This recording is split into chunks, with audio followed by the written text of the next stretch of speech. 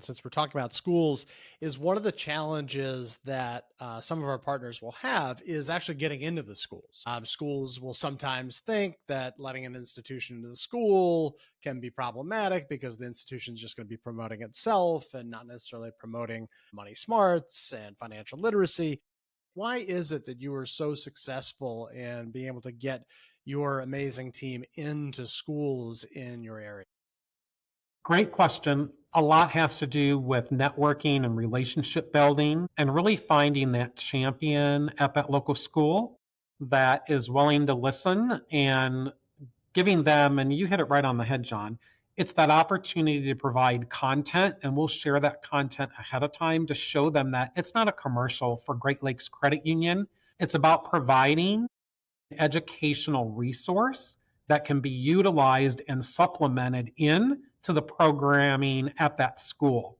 And so, yes, we'll talk about savings accounts, checking accounts, we'll tie in what we're offering, but those same products and services are going to be offered at other credit unions or banks. So we view it as part of our work is to get out in the community and educate the youth and their parent and guardians. We really focus on not being a commercial for Great Lakes Credit Union, but it's a value add to what we provide, and it fits into kind of our financial literacy strategy on being out in the community. But it certainly starts with being able to find that right connector that can open the door for you.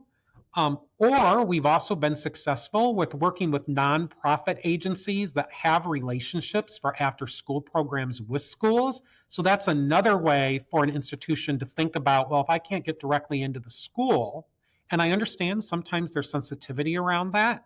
So work with a nonprofit partner that's providing additional programming, and then you're a piece of that puzzle that they're providing to those students after school. And that has really worked well. And that's led us over the last couple of years to even participate with those partners in summer camps, which is something newer for us over the last couple of years. But it's because of those relationships that we've developed with the nonprofit partners. I'll also say that for us, we partner with United Way in a lot of our communities. That's opened the door to get into the schools, but also to get into other nonprofit agencies that are providing this type of support.